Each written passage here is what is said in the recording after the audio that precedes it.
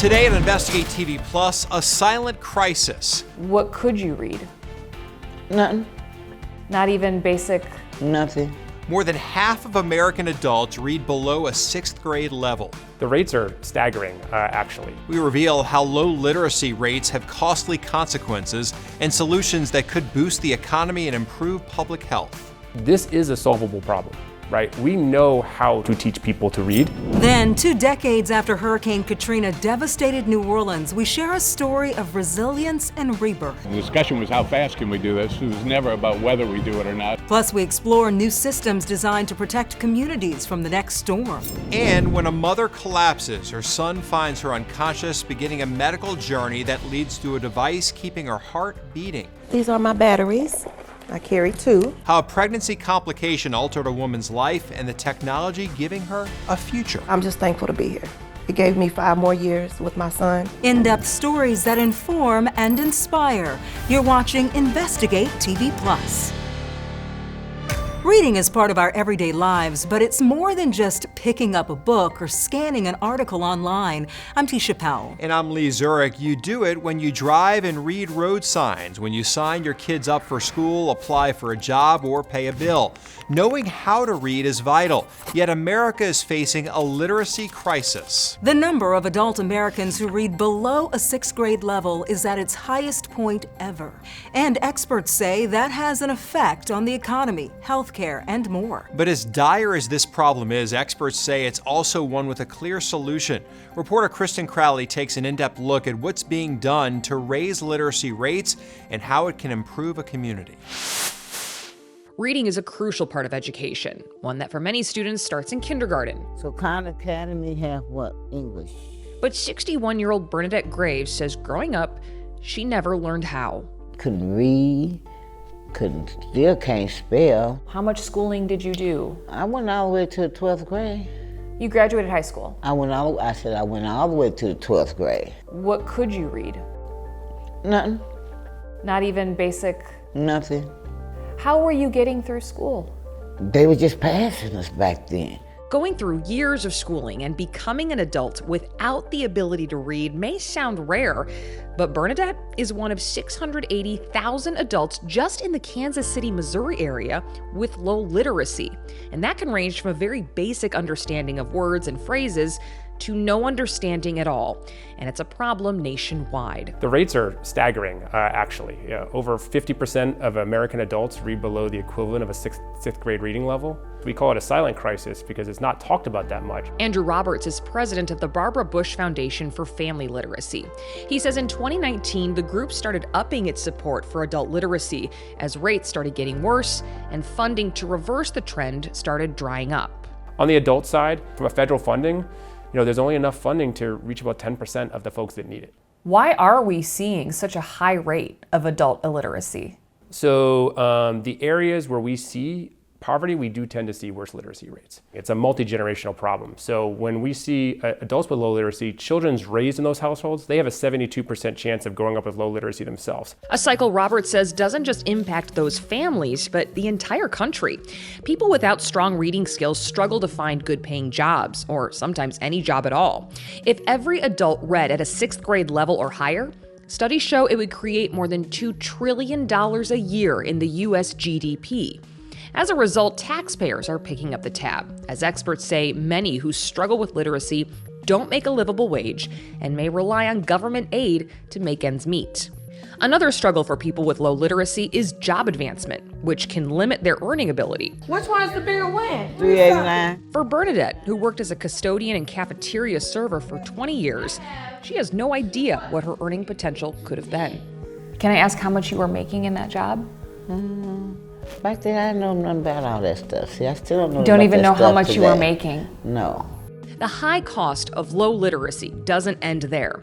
The group Pro Literacy estimates as much as $238 billion in healthcare costs are linked to low adult literacy skills because those adults misunderstand treatment regimens and preventative care that can also lead to more serious health issues.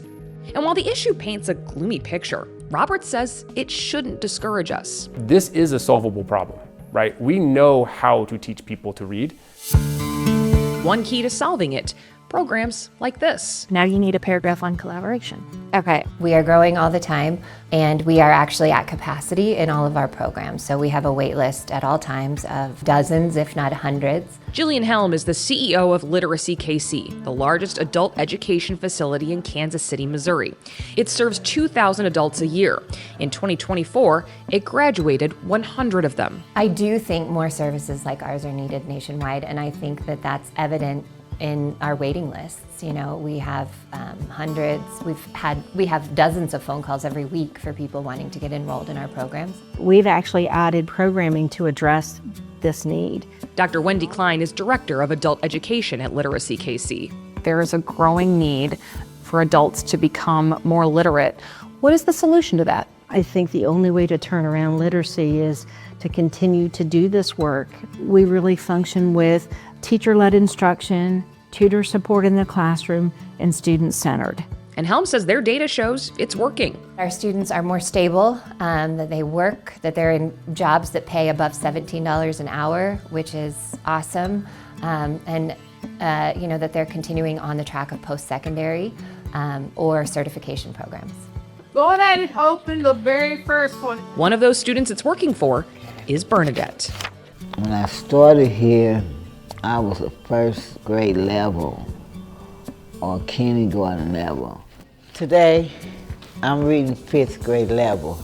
How does that feel? It feels good that I keep books in my car, so I'm waiting on somebody I can read. And Robert says sharing success stories like Bernadette's can turn this crisis around. I think the issue is really around the awareness of what a large problem this is and kind of a sustained attention and funding to get to where we need to go. The Barbara Bush Foundation says some companies have also come up with strategies to help raise literacy rates in the workforce. For example, it says Tyson Foods has made literacy courses part of its workforce training programs. Many of those employees who have school-age children can then help their kids with reading and schoolwork, reducing their risk of having a low literacy rate as adults. Literacy rates can also impact elections. According to research published in the Journal of Learning Disabilities, adults with low-level literacy skills are at a disadvantage when voting. During 2022 state elections, they found 39% of adults completed high school or less, yet 74% of ballots were written well above a high school level. Our investigation also uncovered how lower literacy rates can impact voter turnout. You can learn more on InvestigateTV.com. Just search Right to Read.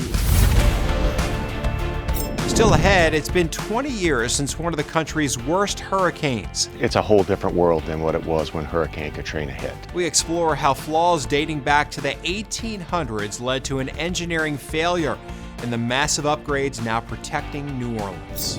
Then later, after decades of dedication, meet the world-class talent keeping a backyard sport alive, one ringer at a time.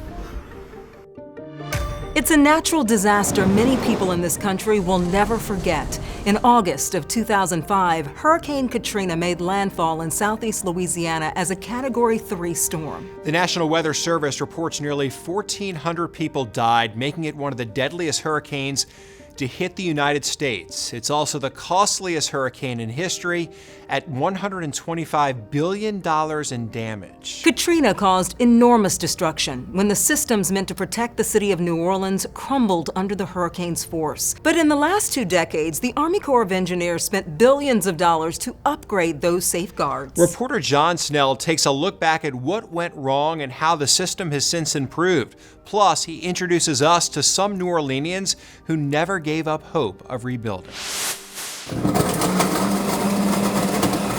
Not far from the shoreline of Lake Pontchartrain, this is the sound of recovery. In New Orleans' Lakeview neighborhood, heavily flooded during Hurricane Katrina, there's no missing the Main Squeeze smoothie store or the message about how happy they are to be here. Made a statement, made a bold statement that we are here for you. Co-owner Brittany Adams will tell you Lakeview has roared back to life. Oh, it's vibrant. It's moving. It's very popular now. 20 years ago, New Orleans levees failed catastrophically. Floodwaters inundated 80% of the city. The levee that you see here is the new levee built after the Great Flood. Sandy Rosenthal founded levees.org and made it her mission to keep the full story of the levees in the nation's memory, that people see Katrina as not simply a natural disaster. About the same number of people died as during 9/11 or the Titanic. This is every bit as big an event in our nation's history, in our world's history. The Army Corps of Engineers tested New Orleans levees in the 1990s, but failed to recognize the flimsy nature of the soils beneath them. In fact, problems with the levees go all the way back to the 1800s. Some of the earliest levees were barely speed bumps, small mounds using whatever material was handy, not the hard clay the Corps eventually used when it raised those levees. So they put reasonable material on top of whatever was there from the late 1800s and built what looked like a levee. Civil engineer H.J. Bosworth explains the levees could not withstand the enormous pressure Katrina's surge exerted on them, and sheet pilings driven into the earth turned out to be too short. When the water came up, the water went through the unsuitable material, which was deep beneath the earth, put pressure against the canal or the levee, and the levee slid towards people's houses and broke into pieces. Other levees failed when they were overtopped. In the aftermath, the Corps spent nearly $15 billion installing 150 miles of improved levees and flood walls. The most prominent feature might be what locals nicknamed the Great Wall, a 2-mile-long, 26-foot-high surge barrier, a feat of modern engineering built in the soupy conditions of a marsh with piles driven a couple hundred feet into the earth. Oh, it's a whole different world than what it was when Hurricane Katrina hit. Chris Dunn is chief of the engineering division of the Corps' New Orleans district. Surge was able to penetrate deep into the city. 2 decades later, New Orleans is a safer place during hurricanes. Yet the city confronts many of the same challenges that plagued it long before Katrina. Like many older cities, New Orleans copes with an aging infrastructure, including water pipes over a century old. In the last 5 years, the population shrank by more than 20,000 people. Across South Louisiana, homeowners confront a financial storm of escalating insurance rates following other hurricanes. But there's progress on other fronts. Long one of America's murder capitals, violent crime today is falling, the homicide rate at a 50-year low. The tourism industry is thriving. Café du Monde was the first major tourist attraction to reopen following Katrina, 53 days after the storm. Owner Jay Roman remembers his family being committed to getting back in business. The discussion was how fast can we do this? It was never about whether we do it or not. Like so many others, Roman says he braced for a long haul, but he also knew New Orleans would be back. Another part of the new $15 billion system upgrades, the Army Corps of Engineers built the world's largest pumping station, which can divert water from the intercoastal waterway during tropical events.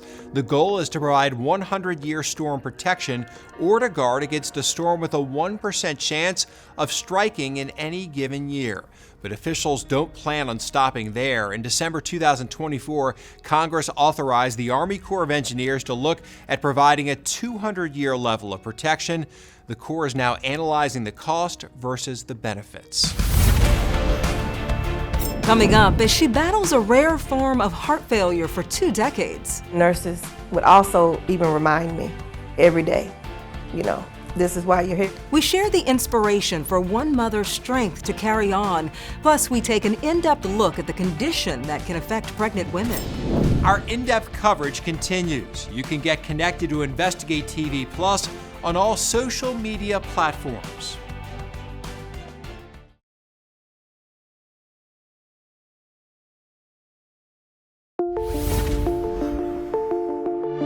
Developing heart disease during pregnancy is a serious risk women face. One rare form of heart failure that occurs during pregnancy or shortly after is called peripartum or postpartum cardiomyopathy. It affects about 1 in 2,000 pregnant women, and Black women have up to a 16-fold risk of developing the condition compared to white women. For a mother in North Carolina, she says the pregnancy complication almost prevented her from a life with her son. Reporter Natisha Lance has her story and a closer look at the condition. So these are my batteries. I carry 2. Those batteries are Jody Hall-Holett's lifeline. No, it lets you know here like how many notches you have, like to change them. And then this is the controller. It's called a left ventricle assist device. It's the end of options for a weak heart, doing the work her heart can't do on its own anymore. I have my ups and downs, but I'm just thankful to be here. It gave me 5 more years with my son. It's time Jody never thought she'd get 2 months after giving birth to her son Patrick 25 years ago. I started getting sick, short of breath. Doctors diagnosed Jody with peripartum cardiomyopathy, forcing her to stay in the hospital for 3 months with a newborn at home. It was rough. It was rough. I wasn't able to care for him or see him. The American Heart Association says peripartum cardiomyopathy is an uncommon form of heart failure toward the end of pregnancy or delivery. The underlying cause of the condition is unclear. I was very confused. Was it something I'd done wrong? I didn't know, because the pregnancy was fine. Because of her young age, doctors were optimistic Jody would recover with medication. And for nearly 20 years, she did, until May of 2020. I wasn't feeling good. I didn't say anything to anyone. I didn't want anyone to get alert. So I just said, well, I'll take a shower and just lay down. And I never made it out the shower. Her son found her passed out. When she woke up, she was in the hospital. She was in a condition known as cardiogenic shock. She had a very low capability to generate output from her heart. Jody spent months in the hospital in a coma and undergoing surgeries, separated once again from her son. But he remained her motivation. Nurses would also even remind me every day, this is why you're here. Today, Jody says she feels good. She carries part of her lifeline in a backpack every day, and the other she carries in her son. It takes a real person. It takes a mother to fight, and definitely in my situation. Mayo Clinic doctors say eating a healthy diet, exercising, getting enough sleep, and not smoking can lower risk. While pregnant, they also recommend scheduling regular appointments with your healthcare team to check your blood glucose and blood lipids. Experts say heart failure can be difficult to identify in pregnant women because the symptoms are similar to those seen with pregnancy, such as shortness of breath and swelling in lower extremities.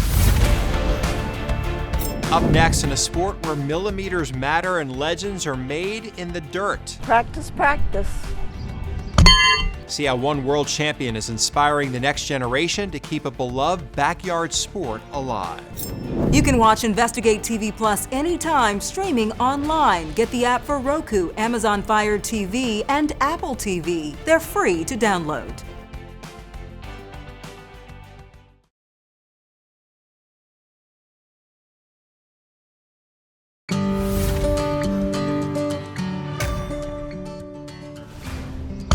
Horseshoes. It's a game experts say dates back to the Roman Empire, and today it's still enjoyed by millions of Americans. For 6 decades, one club in Vermont has kept the good old-fashioned fun flying. Reporter Joe Carroll introduces us to some of their world-renowned players.